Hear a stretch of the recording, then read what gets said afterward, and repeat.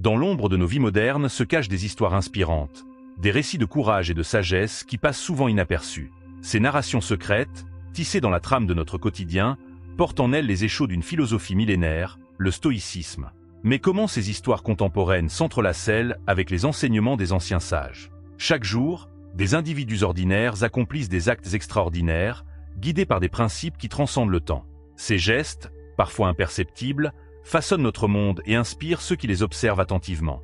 Ils nous rappellent que la grandeur ne réside pas toujours dans les actions spectaculaires, mais souvent dans la constance et l'intégrité face aux défis quotidiens. Ces récits modernes nous interrogent. Comment pouvons-nous, à notre tour, incarner ces valeurs dans un monde en perpétuelle mutation? Quelle sagesse pouvons-nous tirer de ces exemples discrets mais puissants? Chers amis de la sagesse, je vous invite à plonger avec moi dans ces histoires qui illuminent notre époque. Chaque partie de cette vidéo vous dévoilera un aspect unique de cette philosophie appliquée à notre réalité contemporaine. Pour ne rien manquer de ces précieux enseignements et continuer à nourrir votre quête de sagesse, je vous encourage vivement à vous abonner à la chaîne Esprit Stoïcien et à activer les notifications. Préparez-vous à un voyage captivant à travers les méandres de l'âme humaine et les subtilités de la vie moderne. Chaque section s'appuiera sur la précédente, construisant progressivement une compréhension profonde de ces principes éternels. Alors, installez-vous confortablement et ouvrez grand vos esprits.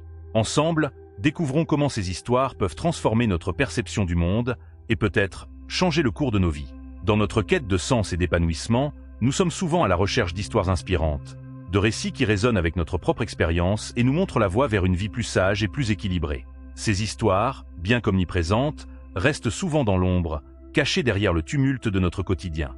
Pourtant, c'est précisément dans ces récits discrets que se trouve la véritable essence du stoïcisme moderne. Commençons notre exploration par l'art de l'acceptation face à l'adversité, une compétence cruciale dans notre monde en constante évolution. La résilience, cette capacité à rebondir après les coups durs, est au cœur de la philosophie stoïcienne. Elle n'est pas innée, mais se cultive au fil des expériences et des réflexions. Imaginez un instant un entrepreneur dynamique, plein d'espoir et d'ambition. Son projet, fruit de plusieurs années de travail acharné, s'effondre du jour au lendemain à cause d'une crise économique imprévue. Face à cette situation, deux choix s'offrent à lui, se laisser submerger par le désespoir ou transformer cet obstacle en opportunité. C'est là que la sagesse stoïcienne entre en jeu. Au lieu de se lamenter sur son sort, notre entrepreneur choisit d'adopter une perspective différente. Il se remémore les paroles de Marc Aurèle, « Ce qui fait obstacle à l'action fait avancer l'action. Ce qui barre la route devient la route ». Armé de cette pensée, il commence à analyser les raisons de son échec, non pas pour se flageller, mais pour en tirer des leçons précieuses. Il réalise que cette expérience lui a offert une compréhension approfondie du marché qu'il n'aurait jamais pu acquérir autrement. Les compétences qu'il a développées pendant la création de son entreprise sont transférables à d'autres domaines. Petit à petit, il transforme son revers en tremplin vers de nouvelles opportunités. Cette attitude face à l'adversité n'est pas réservée aux grands entrepreneurs. Chacun d'entre nous peut l'appliquer dans sa vie quotidienne. Que ce soit face à un licenciement, une rupture amoureuse ou un problème de santé, nous avons toujours le choix de notre réaction. La clé réside dans notre capacité à accepter ce qui est hors de notre contrôle et à concentrer notre énergie sur ce que nous pouvons influencer. Prenons un moment pour réfléchir à un défi récent que vous avez rencontré. Comment l'avez-vous abordé? Avez-vous vu l'obstacle comme une fin en soi ou comme une opportunité de croissance? La prochaine fois que vous ferez face à une difficulté, rappelez-vous que c'est votre perception de l'événement, plus que l'événement lui-même, qui déterminera votre expérience. Maintenant que nous avons exploré l'art de l'acceptation, penchons-nous sur un autre aspect crucial de la philosophie stoïcienne, la quête de la sagesse au quotidien. Dans notre ère d'information surabondante, où les opinions et les faits s'entrechoquent constamment, comment cultiver le discernement nécessaire pour naviguer dans ce flot incessant? La sagesse, selon les stoïciens, ne s'acquiert pas uniquement dans les livres ou les salles de classe. Elle se forge dans le creuset de l'expérience quotidienne, dans nos interactions avec les autres et dans notre capacité à observer le monde qui nous entoure avec un œil critique mais bienveillant. J'ai eu l'occasion de rencontrer une personne remarquable qui incarne parfaitement cette quête de sagesse discrète mais profonde. Il s'agit d'un mentor qui, depuis des années, guide silencieusement de jeunes professionnels dans leur carrière. Ce qui frappe chez cet individu, c'est sa capacité à poser les bonnes questions plutôt que de donner des réponses toutes faites. Lorsqu'un jeune vient le voir, perdu face à un dilemme professionnel, ce mentor ne lui dit pas quoi faire. Au lieu de cela, il l'encourage à explorer ses propres valeurs, à réfléchir aux conséquences à long terme de ses choix. Il lui apprend à faire la distinction entre ce qui est sous son contrôle et ce qui ne l'est pas, un principe fondamental du stoïcisme. Cette approche rappelle les mots d'Épictète, « Il n'y a qu'une seule voie vers le bonheur », et c'est de cesser de s'inquiéter pour des choses qui dépassent le pouvoir de notre volonté. En guidant ces protégés vers cette compréhension, ce mentor les aide non seulement dans leur carrière, mais aussi dans leur développement personnel. Mais comment pouvons-nous, à notre tour, cultiver cette sagesse au quotidien? Cela commence par une pratique simple mais puissante, l'observation attentive. Prenez l'habitude, chaque soir, de réfléchir à votre journée. Quelles décisions avez-vous prises? Quelles émotions avez-vous ressenties? Comment auriez-vous pu réagir différemment face à certaines situations? Cette réflexion quotidienne, que les stoïciens appelaient l'examen de conscience, nous permet de tirer des leçons de nos expériences et d'affiner progressivement notre jugement. Elle nous aide à développer ce que les anciens appelaient la phroneusie, ou sagesse pratique. Dans notre monde hyperconnecté, il est également crucial d'apprendre à filtrer l'information que nous recevons. Tout comme un athlète surveille attentivement ce qu'il ingère pour nourrir son corps, nous devons être vigilants quant à ce que nous laissons entrer dans notre esprit. Cela implique de choisir soigneusement nos sources d'informations, de prendre le temps de vérifier les faits avant de former une opinion, et de ne pas nous laisser emporter par les réactions émotionnelles immédiates. La quête de la sagesse au quotidien n'est pas un chemin facile. Elle demande de la patience, de l'humilité et une volonté constante de remettre en question nos propres croyances. Mais c'est aussi un voyage profondément enrichissant qui nous permet de vivre une vie plus authentique et plus épanouie. Alors que nous avançons dans notre exploration des histoires inspirantes, nous arrivons à un aspect particulièrement fascinant de la philosophie stoïcienne appliquée à notre époque, l'éthique silencieuse ou l'art d'agir avec intégrité dans l'ombre. Dans un monde où la reconnaissance et la validation externe sont souvent considérées comme des mesures du succès, l'idée d'agir vertueusement sans chercher les projecteurs peut sembler contre-intuitive. Pourtant, c'est précisément dans ces actes discrets que réside une forme profonde de noblesse. Cette notion me rappelle une histoire qui m'a été confiée, celle d'un cadre d'entreprise qui a fait un choix remarquable. Cet individu, que nous appellerons Thomas, travaillait dans une grande multinationale. Après des années de dur labeur, il était sur le point d'obtenir une promotion tant convoitée. Cependant, peu avant l'annonce officielle, Thomas a découvert que cette promotion impliquerait de superviser un projet qu'il jugeait éthiquement douteux. Confronté à ce dilemme, Thomas aurait pu facilement fermer les yeux, accepter la promotion et se dire qu'il n'était pas directement responsable des décisions prises au niveau supérieur. Après tout, c'était une opportunité qui ne se présenterait peut-être plus jamais. Pourtant, fidèle à ses principes, il a choisi une voie différente. Sans faire de vagues, sans chercher à se positionner comme un héros moral, Thomas a discrètement refusé la promotion. Il a expliqué à sa hiérarchie qu'il ne se sentait pas en adéquation avec la direction que prenait le projet. Ce faisant, il a sacrifié non seulement un salaire plus élevé, mais aussi un statut et une influence accrue au sein de l'entreprise. Ce qui rend cette histoire particulièrement puissante, c'est que Thomas n'a pas cherché à faire de son choix un acte de rébellion publique. Il n'a pas utilisé les réseaux sociaux pour dénoncer les pratiques de l'entreprise, ni cherché à se faire passer pour un martyr. Il a simplement agi en accord avec ses valeurs, silencieusement mais fermement. Cette approche résonne profondément avec les enseignements stoïciens. Comme le disait Sénèque, le vrai bonheur est de jouir du présent sans dépendance anxieuse du futur. En refusant de compromettre ses principes pour un gain futur, Thomas a incarné cette sagesse. Mais comment pouvons-nous, dans notre vie quotidienne, cultiver cette éthique silencieuse? Cela commence par une réflexion honnête sur nos valeurs fondamentales. Quels sont les principes qui guident vraiment nos actions, au-delà des déclarations publiques ou des attentes sociales?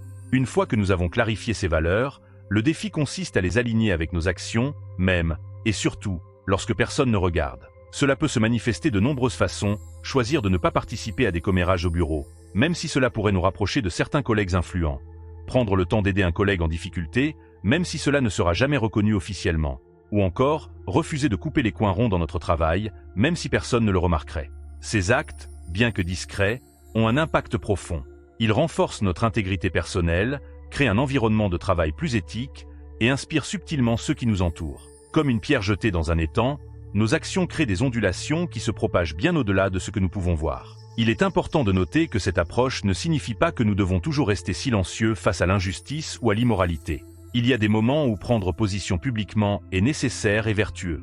La sagesse réside dans le discernement, dans la capacité à distinguer quand agir discrètement et quand élever la voix. L'éthique silencieuse nous rappelle que la vertu est sa propre récompense. Elle nous libère de la dépendance à la validation externe et nous permet de trouver une satisfaction profonde dans l'alignement de nos actions avec nos valeurs. C'est un chemin qui demande du courage et de la constance, mais qui mène à une vie d'une richesse et d'une intégrité incomparables. Alors que nous continuons notre exploration des histoires inspirantes, nous nous tournons vers un défi particulièrement pertinent à notre époque, la maîtrise des émotions à l'ère numérique. Dans un monde où les notifications incessantes, les flux d'actualité en continu et les interactions virtuelles constantes sollicitent notre attention et nos émotions, comment pouvons-nous cultiver l'équanimité chère aux stoïciens?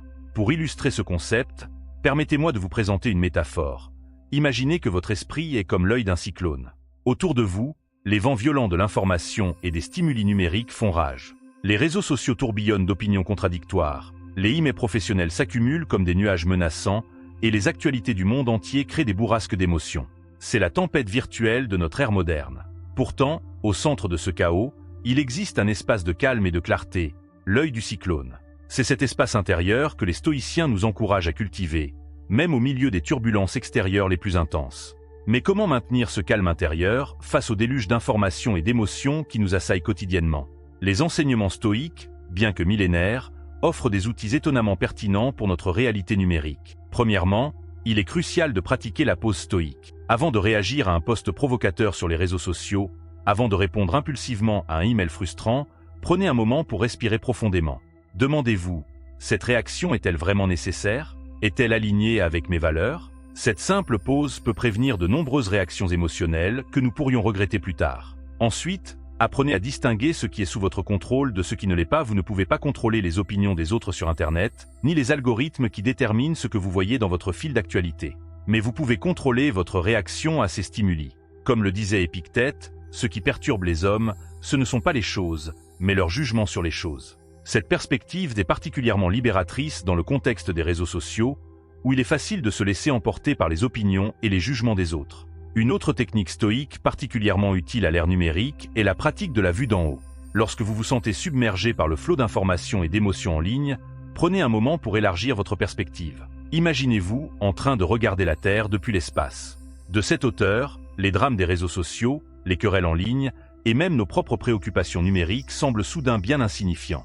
Cette pratique nous aide à remettre nos expériences en ligne dans un contexte plus large et à maintenir notre équilibre émotionnel. Il est également important de cultiver des moments de déconnexion intentionnelle. Les stoïciens pratiquaient régulièrement des exercices de privation volontaire pour renforcer leur résilience. Dans notre contexte moderne, cela pourrait se traduire par des périodes de jeûne numérique. Essayez de passer une journée sans consulter les réseaux sociaux ou un week-end entier sans vérifier vos emails professionnels.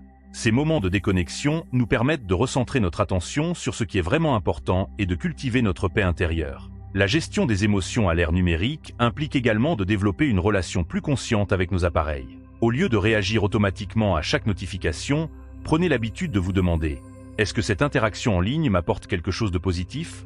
Est-elle alignée avec mes valeurs et mes objectifs ?» Cette approche plus réfléchie de notre vie numérique peut grandement contribuer à notre tranquillité d'esprit.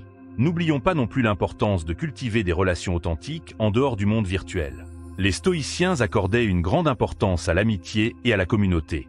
Dans notre monde hyperconnecté, il peut être facile de confondre les connexions en ligne avec de véritables liens humains. Prenez le temps de cultiver des relations profondes et significatives dans le monde réel. Ces connexions authentiques peuvent servir d'ancrage émotionnel face aux turbulences du monde numérique. Enfin, rappelons-nous que la maîtrise des émotions à l'ère numérique est un processus continu, non un état final à atteindre. Il y aura des jours où nous nous laisserons emporter par une polémique en ligne, où nous passerons trop de temps à faire défiler notre fil d'actualité. L'important est de reconnaître ces moments, d'en tirer des leçons, et de revenir à nos pratiques avec patience et compassion envers nous-mêmes. En cultivant cette approche stoïque de notre vie numérique, nous pouvons transformer notre relation avec la technologie. Au lieu d'être constamment réactifs et agités, nous pouvons devenir plus intentionnels et équilibrés. Nous pouvons utiliser les outils numériques pour enrichir notre vie, plutôt que de nous laisser submerger par eux. Alors que nous naviguons dans les eaux tumultueuses de l'ère numérique, gardons à l'esprit les paroles de Marc Aurèle. Tu as le pouvoir sur ton esprit, pas sur les événements extérieurs. Réalise cela, et tu trouveras la force. Cette sagesse, bien qu'ancienne, n'a jamais été aussi pertinente qu'aujourd'hui. Passons maintenant à un aspect souvent négligé mais crucial de la philosophie stoïcienne, le courage discret dans la vie quotidienne. Quand on pense au courage, on imagine souvent des actes héroïques spectaculaires. Pourtant, c'est souvent dans les petits gestes du quotidien que se manifeste le véritable courage. Le courage discret, c'est cette force intérieure qui nous pousse à agir avec intégrité même quand personne ne regarde. C'est la volonté de faire ce qui est juste, même quand c'est difficile ou inconfortable. Dans notre société moderne, où l'apparence et la reconnaissance publique sont souvent survalorisées, ce type de courage est plus important que jamais. Pour illustrer ce concept, laissez-moi vous raconter l'histoire d'une personne ordinaire qui a fait preuve d'un courage extraordinaire dans sa vie quotidienne. Cette histoire m'a été rapportée par un ami proche et elle m'a profondément marqué. Il s'agit d'une caissière de supermarché que nous appellerons Marie. Chaque jour, Marie faisait face à des clients pressés, parfois irritables, et à la monotonie d'un travail répétitif. Pourtant, elle abordait chaque interaction avec une gentillesse et une patience remarquables. Un jour, elle a remarqué qu'une cliente régulière, une femme âgée, semblait particulièrement agitée et confuse. Au lieu de simplement scanner ses articles et passer au client suivant, Marie a pris le temps de parler doucement avec cette dame, de l'aider à organiser ses achats et même de l'accompagner jusqu'à un banc à l'extérieur du magasin. Ce geste, qui a pris plusieurs minutes de son temps de travail, n'a pas été remarqué par son superviseur. Marie n'a reçu aucune reconnaissance officielle pour son acte de bonté. Pourtant, elle a continué à agir de la sorte, jour après jour, faisant preuve d'une compassion et d'une attention constante envers les clients qui semblaient en avoir besoin. Le courage de Marie réside dans sa volonté de faire plus que ce que son travail exige, de traiter chaque personne avec dignité et respect, même quand cela lui demande plus d'efforts. C'est un courage qui ne cherche pas les applaudissements, mais qui transforme silencieusement la vie des gens qu'elle rencontre. Cette histoire nous rappelle les paroles de Marc Aurèle: « Ne perdez plus de temps à discuter de ce que devrait être un homme bon. Soyez-en un. » Marie incarne cette philosophie, choisissant d'être une bonne personne à travers ses actions quotidiennes, sans attendre de reconnaissance. Mais comment pouvons-nous, à notre tour, cultiver ce type de courage dans notre vie quotidienne? Cela commence par une prise de conscience de nos valeurs fondamentales. Quels sont les principes qui nous tiennent vraiment à cœur? Une fois que nous avons clarifié ces valeurs, le courage consiste à les vivre pleinement, même quand c'est difficile. Cela peut se manifester de nombreuses façons. Prendre la parole lors d'une réunion pour défendre une idée en laquelle nous croyons, même si elle n'est pas populaire. Admettre nos erreurs et en assumer la responsabilité, même quand il serait plus facile de les cacher. Ou encore, prendre le temps d'écouter vraiment un ami ou un collègue qui traverse une période difficile, même quand notre emploi du temps est chargé. Le courage discret, c'est aussi la capacité à résister aux pressions sociales qui nous poussent à agir contre nos valeurs. C'est dire non à une invitation quand nous avons besoin de temps pour nous-mêmes. C'est refuser de participer à des commérages de bureau. C'est choisir l'intégrité plutôt que la facilité. Il est important de noter que ce type de courage ne cherche pas la confrontation pour elle-même. Au contraire, il s'agit souvent de choisir la voie de la gentillesse et de la compassion, même quand il serait plus facile d'être indifférent ou hostile. En cultivant ce courage discret, nous construisons progressivement une force intérieure qui nous soutient dans les moments difficiles. Nous développons ce que les stoïciens appelaient la vertu, cette excellence de caractère qui est sa propre récompense. Rappelez-vous que le courage, comme toute vertu, se développe par la pratique. Chaque petit acte de bravoure dans notre vie quotidienne renforce notre capacité à agir avec intégrité face à des défis plus importants. Comme le disait Sénèque, c'est dans les petites choses que nous nous entraînons pour les grandes. Alors que nous continuons notre exploration des histoires inspirantes, nous arrivons à un concept qui résonne particulièrement avec notre époque de surconsommation et de surcharge d'informations, la simplicité volontaire. Cette notion, bien que semblant moderne, trouve ses racines dans la philosophie stoïcienne et son principe de détachement. La simplicité volontaire n'est pas seulement une tendance minimaliste, c'est une approche de vie qui nous invite à nous concentrer sur l'essentiel, à nous libérer de l'emprise des désirs superflus et à trouver la liberté dans la limitation consciente de nos besoins. Cette philosophie est particulièrement pertinente dans notre société de consommation, où nous sommes constamment bombardés de messages nous incitant à acheter plus, à posséder plus, à en vouloir toujours plus. Pour illustrer ce concept, laissez-moi vous parler d'une personne remarquable que j'ai eu la chance de rencontrer. Il s'agit d'un influenceur secret, que nous appellerons Alex, qui a choisi de promouvoir un mode de vie minimaliste d'une manière tout à fait unique. Alex avait une carrière florissante dans le marketing, vivait dans un grand appartement en ville et possédait tous les gadgets et vêtements à la mode. De l'extérieur, il semblait avoir réussi. Pourtant, il se sentait vide et insatisfait. Un jour, inspiré par les enseignements stoïciens, il a décidé de tout changer.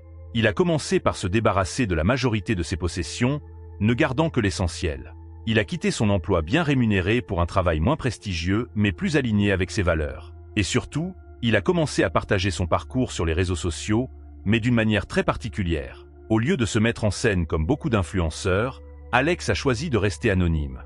Ses posts ne montrent jamais son visage, seulement des aspects de sa vie simplifiée, un petit appartement fonctionnel, des repas simples mais nourrissants, des activités gratuites comme la lecture dans un parc ou la méditation. Il partage des réflexions sur la façon dont la simplification de sa vie lui a apporté plus de paix et de satisfaction. Ce qui est fascinant dans l'approche d'Alex, c'est qu'il ne prêche pas le minimalisme comme une solution miracle.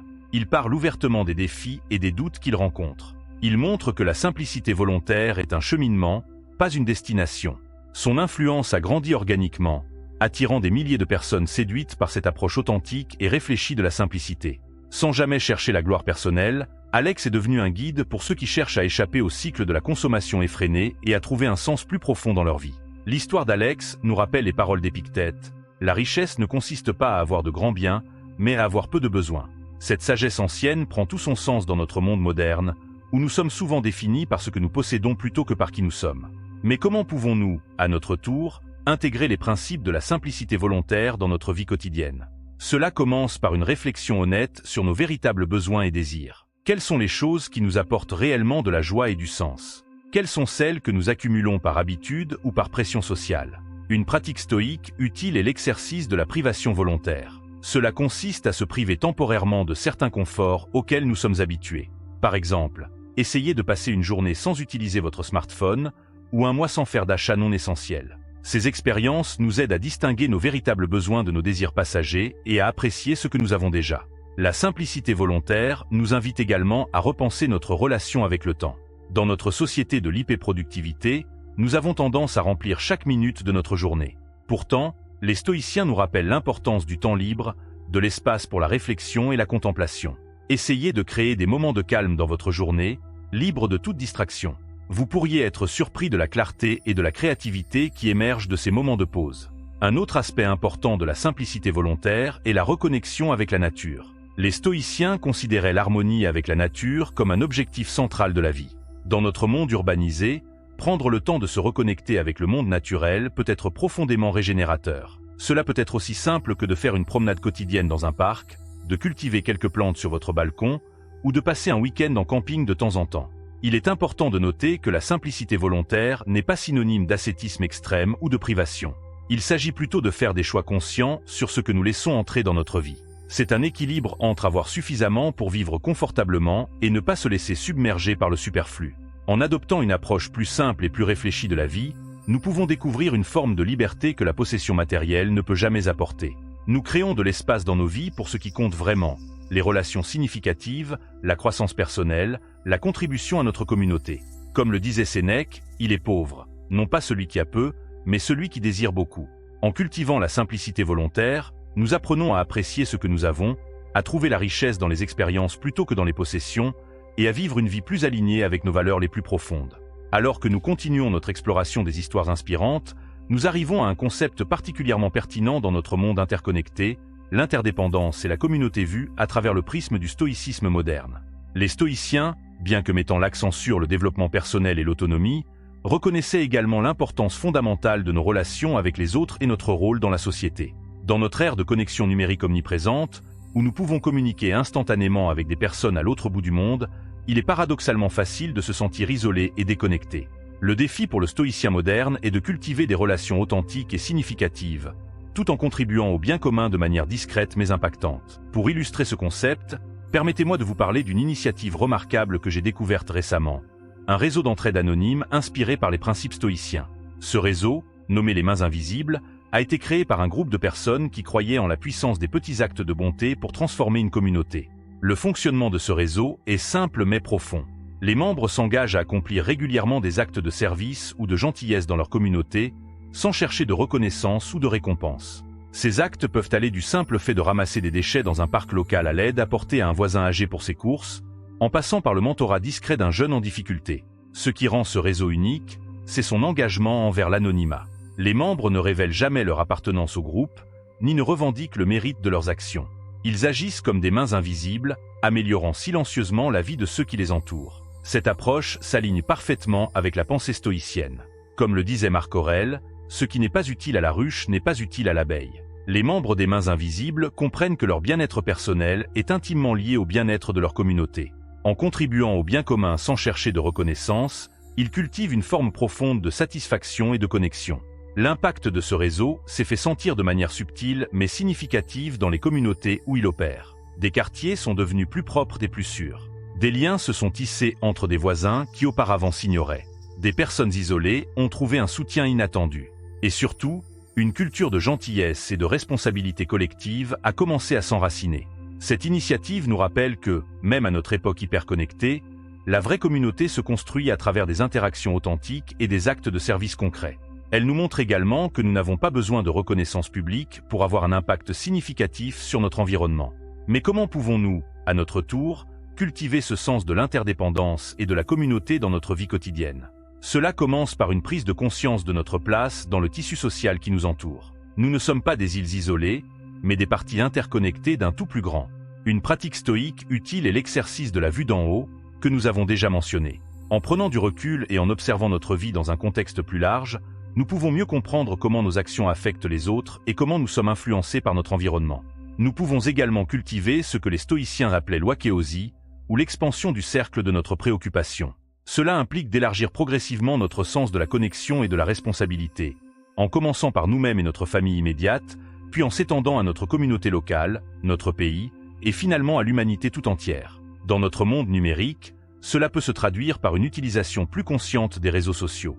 Au lieu de simplement consommer du contenu ou de chercher la validation, nous pouvons utiliser ces plateformes pour créer des connexions significatives, partager des connaissances utiles ou soutenir des causes importantes. Il est également crucial de cultiver des relations authentiques dans le monde réel. Cela peut impliquer de prendre le temps de vraiment écouter un ami ou un collègue, d'offrir notre aide à un voisin dans le besoin, ou de nous engager dans des activités bénévoles locales. Comme le disait Sénèque, aucun bien n'est bon s'il ne peut être partagé. N'oublions pas non plus l'importance de la gratitude dans la construction de relations solides et d'une communauté forte. Prendre le temps de reconnaître et d'apprécier les contributions des autres, même les plus petites, peut avoir un impact profond sur notre sens de la connexion et de l'appartenance. En cultivant ces pratiques, nous pouvons transformer notre expérience de l'interdépendance et de la communauté. Au lieu de nous sentir isolés ou dépassés par la complexité de notre monde interconnecté, nous pouvons trouver un sens profond de connexion et de but. Nous pouvons devenir, comme les membres des mains invisibles, des agents de changement positif dans nos communautés, agissant avec sagesse et compassion pour le bien de tous. Comme le rappelait Épictète, souviens-toi que tu es un acteur dans une pièce, telle que l'auteur a voulu qu'elle soit, courte, si elle est courte, longue, si elle est longue. S'il veut que tu joues le rôle d'un mendiant, joue-le encore avec naturel. Fais de même si c'est celui d'un boiteux, d'un magistrat, d'un simple particulier. Car c'est ton affaire de bien jouer le rôle qui t'est confié. Mais de le choisir, c'est celle d'un autre. Dans notre quête de sens et d'épanouissement, nous arrivons à un aspect crucial de la philosophie stoïcienne appliquée à notre vie moderne, la quête de sens dans la routine quotidienne. Comment pouvons-nous transformer les tâches ordinaires, parfois monotones, en pratiques de vertu et trouver un but plus élevé dans les activités les plus banales? Cette question est particulièrement pertinente dans notre société où la recherche constante de stimulation et de nouveautés peut nous faire perdre de vue la beauté et l'importance des petits gestes du quotidien. Les stoïciens nous rappellent que c'est précisément dans ces moments apparemment insignifiants que se forge notre caractère et que se révèle notre sagesse. Pour illustrer ce concept, laissez-moi vous raconter l'histoire d'un employé de bureau ordinaire qui a transformé sa perception de son travail grâce au stoïcisme, appelons-le Paul. Paul travaillait dans un service administratif, effectuant des tâches qui pouvaient sembler répétitives et sans intérêt, classer des documents, répondre à des emails, mettre à jour des bases de données.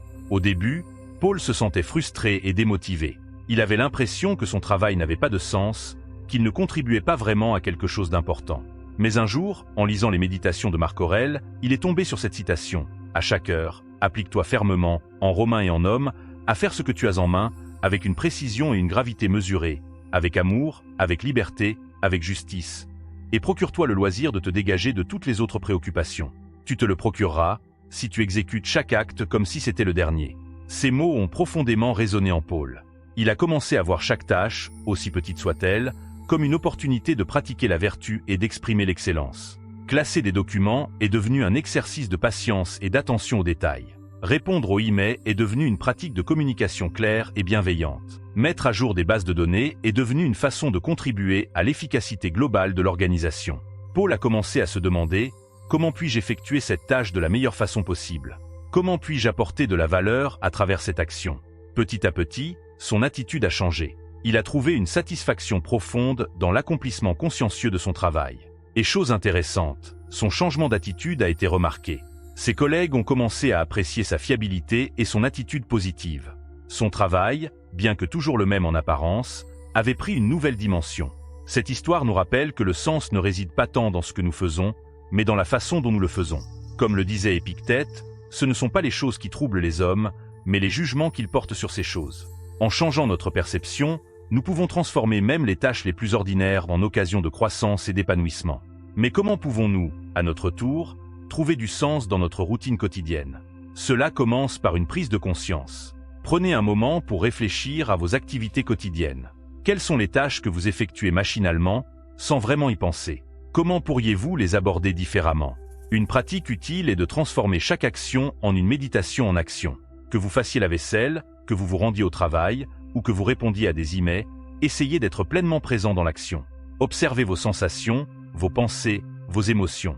Cette présence consciente peut transformer même les tâches les plus banales en moments de connexion profonde avec vous-même et votre environnement. Vous pouvez également chercher à lier chaque action à une valeur ou à un objectif plus large. Par exemple, si vous préparez un repas pour votre famille, voyez cela comme une expression d'amour et de soin. Si vous nettoyez votre espace de travail, considérez cela comme une façon de créer un environnement propice à la concentration et à la créativité. N'oubliez pas non plus l'importance de la gratitude dans la quête de sens. Prenez l'habitude de reconnaître et d'apprécier les petites choses de la vie quotidienne. Le fait d'avoir un toit au-dessus de votre tête, de l'eau courante, de la nourriture dans votre assiette, ces choses que nous tenons souvent pour acquises sont en réalité des privilèges que beaucoup n'ont pas. Enfin, rappelez-vous que la quête de sens est un processus continu, non une destination finale. Il y aura des jours où vous vous sentirez inspiré et connecté, et d'autres où les tâches quotidiennes sembleront lourdes et sans intérêt. L'important est de maintenir une attitude d'ouverture et de curiosité, de continuer à chercher le sens et la beauté dans les petites choses. Comme le disait Marc Aurèle, perfectionne-toi donc en chaque action. Chaque moment, chaque geste, chaque interaction est une opportunité de croissance et d'expression de notre meilleur soi. En abordant notre routine quotidienne avec cette perspective, nous pouvons transformer notre vie ordinaire en une œuvre d'art extraordinaire. Alors que nous approchons de la fin de notre exploration des histoires inspirantes, nous arrivons à un concept qui incarne l'essence même de la philosophie stoïcienne, l'héritage invisible, ou l'art de transmettre la sagesse stoïque de manière subtile et durable. Les stoïciens nous enseignent que la véritable valeur d'une philosophie ne réside pas dans les mots qu'elle prononce, mais dans la façon dont elle transforme nos actions et notre caractère. L'héritage le plus précieux que nous puissions laisser n'est pas matériel, mais consiste en les valeurs, les principes et la sagesse que nous transmettons aux autres à travers notre exemple. Pour illustrer ce concept, permettez-moi de vous présenter une métaphore. Imaginez que vous êtes un jardinier et que votre vie est un vaste jardin. Chaque jour, par vos actions et vos choix, vous plantez des graines. Certaines de ces graines sont visibles immédiatement. Ce sont vos accomplissements tangibles, vos réalisations concrètes. Mais d'autres graines sont plus subtiles. Ce sont les graines de la sagesse, de l'intégrité, de la résilience que vous semez à travers votre comportement quotidien. Ces graines invisibles peuvent sembler insignifiantes sur le moment.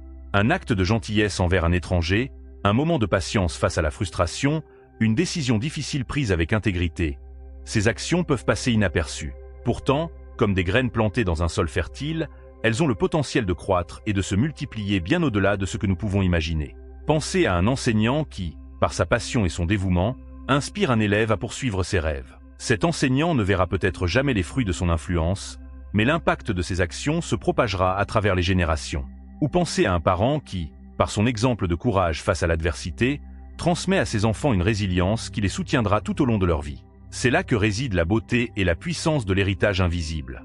Nous ne pouvons pas toujours voir ou mesurer l'impact de nos actions, mais chaque choix que nous faisons, chaque interaction que nous avons, a le potentiel de créer des ondulations qui se propagent bien au-delà de notre perception immédiate. Mais comment pouvons-nous cultiver cet héritage invisible dans notre vie quotidienne? Cela commence par une prise de conscience de l'impact potentiel de nos actions, même les plus petites. Comme le disait Épictète, souviens-toi que tu es un acteur dans une pièce, telle que l'auteur a voulu qu'elle soit. Chacun de nous joue un rôle unique dans le grand drame de la vie, et chacune de nos actions contribue à façonner l'histoire que nous écrivons collectivement. Une pratique utile est de vous demander régulièrement « Quelle histoire mes actions racontent-elles ? Quelles valeurs mes choix reflètent-ils » Cette réflexion peut nous aider à aligner nos comportements quotidiens avec nos valeurs les plus profondes. Il est également important de cultiver la patience et la persévérance dans notre quête de sagesse. L'héritage invisible ne se construit pas en un jour, mais à travers une accumulation constante de petits actes et de choix conscients. Comme le disait Sénèque, ce n'est pas parce que les choses sont difficiles que nous n'osons pas, c'est parce que nous n'osons pas qu'elles sont difficiles. N'oubliez pas non plus l'importance de l'humilité dans ce processus. L'héritage invisible ne cherche pas la reconnaissance ou les applaudissements. Il s'agit de faire ce qui est juste et bon, non pour la gloire ou la récompense, mais parce que c'est la chose juste à faire. Enfin, rappelez-vous que l'héritage que nous laissons n'est pas seulement ce que nous accomplissons, mais aussi ce que nous inspirons les autres à accomplir. En vivant nos valeurs avec constance et intégrité, nous créons un exemple qui peut inspirer et guider les autres, même longtemps après que nous soyons partis. Comme le disait Marc Aurèle, ce que nous faisons maintenant écrit notre avenir. Chaque choix que nous faisons, chaque geste que nous posons, contribue à façonner non seulement notre propre caractère, mais aussi le monde autour de nous. En cultivant consciemment cet héritage invisible, nous participons à la création d'un avenir plus sage, plus résilient et plus humain. Imaginez un instant que chacune de vos actions est comme une pierre jetée dans un étang. L'impact immédiat peut sembler petit, Mais les ondulations se propagent bien au-delà de ce que nous pouvons voir. De la même manière, nos choix et nos comportements créent des ondes d'influence qui se répandent dans notre entourage, touchant des vies de manière que nous ne pouvons pas toujours percevoir directement. Cette perspective nous invite à une profonde réflexion sur la responsabilité qui accompagne chacun de nos actes. Comme le soulignait Épictète, tu ne peux pas être responsable des événements extérieurs, mais tu es responsable de la manière dont tu y réagis. En prenant conscience de cette responsabilité, nous pouvons aborder chaque situation, chaque interaction, comme une opportunité de semer des graines de sagesse et de vertu. Prenons l'exemple d'un manager dans une entreprise. Au-delà de ses responsabilités professionnelles, il a l'opportunité de façonner la culture de son équipe par son comportement quotidien.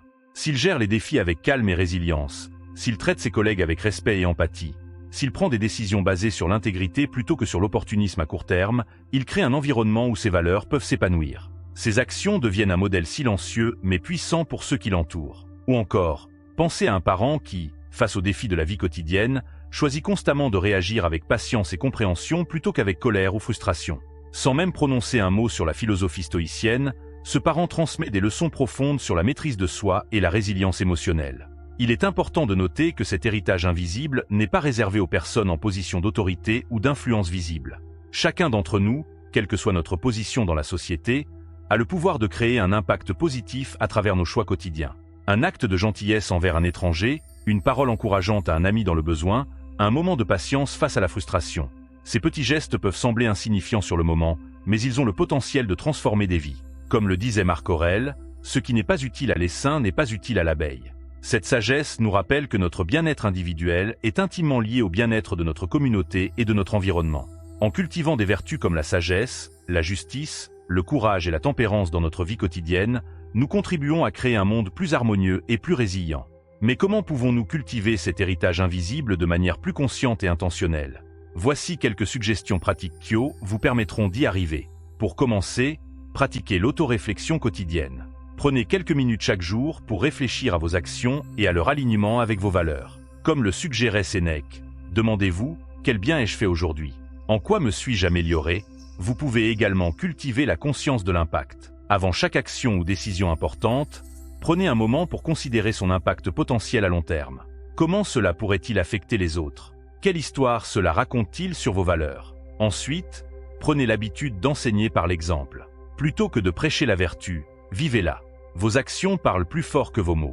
Comme le disait Épictète, ne déclare pas que tu es philosophe, montre-le par tes actes. Embrassez les défis comme des opportunités. Chaque obstacle, chaque difficulté est une chance de démontrer et de renforcer votre caractère. Comme le suggérait Marc Aurèle, l'obstacle sur la voie devient le chemin. Une autre suggestion consiste à cultiver la gratitude. Reconnaissez et appréciez l'héritage invisible que d'autres ont laissé dans votre vie. Cela vous inspirera à faire de même pour les autres. La pratique quotidienne de la patience va également vous permettre de cultiver cet héritage invisible. En effet, celui-ci se construit au fil du temps, à travers une accumulation de petits actes cohérents. Ne vous découragez pas si vous ne voyez pas de résultats immédiats. Enfin, la dernière suggestion que je peux vous soumettre ici est de rester humble. L'héritage le plus puissant est souvent celui qui est transmis sans fanfare ni reconnaissance. Comme le disait Épictète, si tu veux être un sage, sois-le en silence. En cultivant consciemment cet héritage invisible, nous participons à la création d'un avenir plus sage, plus résilient et plus humain. Nous devenons des gardiens de la sagesse, transmettant les valeurs et les principes qui ont le pouvoir de transformer des vies et des sociétés entières. Comme le disait si bien Marc Aurèle, ce que nous faisons maintenant écrit notre avenir. Chaque choix que nous faisons, chaque geste que nous posons, chaque mot que nous prononçons, contribue à façonner non seulement notre propre caractère, mais aussi le monde autour de nous. En embrassant cette responsabilité avec courage et sagesse, nous pouvons laisser un héritage qui résonne bien au-delà de notre temps sur cette terre. Alors que nous concluons notre exploration des histoires inspirantes et de l'héritage invisible du stoïcisme moderne, prenons un moment pour réfléchir à la façon dont nous pouvons intégrer ces enseignements dans notre vie quotidienne. Car c'est dans l'application pratique de ces principes que réside leur véritable valeur. Rappelez-vous que le chemin de la sagesse n'est pas une destination, mais un voyage continu. Comme le disait Épictète, ne cherche pas à ce que les événements arrivent comme tu veux, mais veuille les événements comme ils arrivent, et tu seras heureux. Cette attitude d'acceptance active et de résilience est au cœur de la philosophie stoïcienne et peut transformer profondément notre expérience de la vie. Alors que vous retournez à votre quotidien, je vous invite à garder à l'esprit les histoires et les principes que nous avons explorés. Que ce soit face aux défis professionnels, aux relations personnelles ou aux moments de doute et d'incertitude, rappelez-vous que vous avez en vous la capacité de choisir votre réponse, de cultiver la vertu et de laisser un héritage positif. N'oubliez pas que l'essence du stoïcisme moderne ne réside pas dans la perfection, mais dans l'effort constant vers l'amélioration de soi et le bien commun. Comme le disait Marc Aurèle, quand tu te lèves le matin, rappelle-toi quel précieux privilège c'est d'être vivant, de respirer, de penser, de jouir, d'aimer. Je vous encourage à partager vos réflexions et vos expériences dans les commentaires ci-dessous. Comment comptez-vous appliquer ces principes stoïciens dans votre vie? Quelles histoires inspirantes avez-vous à partager? Votre perspective unique pourrait être exactement ce dont quelqu'un d'autre a besoin pour trouver l'inspiration et le courage d'embrasser sa propre quête de sagesse. N'oubliez pas de vous abonner à la chaîne Esprit Stoïcien et d'activer les notifications pour ne pas manquer nos futures vidéos sur la philosophie stoïcienne et son application dans la vie moderne. Chaque vidéo est conçue pour vous offrir des enseignements profonds et des outils pratiques pour naviguer les défis de la vie avec plus de sagesse et de sérénité. En conclusion, rappelez-vous que le véritable pouvoir du stoïcisme réside dans sa capacité à transformer notre perception du monde et notre réponse à celui-ci. Comme le disait Épictète, ce ne sont pas les choses qui nous troublent, mais l'opinion que nous avons des choses. En cultivant une perspective stoïque, nous pouvons trouver la paix intérieure même au milieu des tempêtes de la vie. Alors que vous continuez votre voyage personnel vers la sagesse et la vertu, gardez à l'esprit que chaque petit pas compte. Chaque décision consciente, chaque acte de courage, chaque moment de réflexion contribue à façonner non seulement votre propre caractère, mais aussi le monde autour de vous. Comme le disait si éloquemment Marc Aurèle, tu as le pouvoir sur ton esprit, pas sur les événements extérieurs. Réalise cela, et tu trouveras la force. C'est dans cette réalisation que réside le véritable pouvoir transformateur du stoïcisme moderne. Je vous souhaite courage, sagesse et sérénité dans votre quête continue de croissance personnelle et de contribution positive au monde. N'oubliez pas, votre histoire secrète inspirante est en train de s'écrire à chaque instant. Faites en sorte qu'elle soit une source d'inspiration et de force pour les générations à venir. Merci d'avoir partagé ce moment de réflexion et d'inspiration. Jusqu'à notre prochaine rencontre, continuez à cultiver la sagesse stoïque dans votre vie quotidienne. Et n'oubliez pas, la véritable grandeur réside souvent dans les actes les plus simples et les plus discrets. Votre héritage invisible a le pouvoir de changer le monde, un geste à la fois.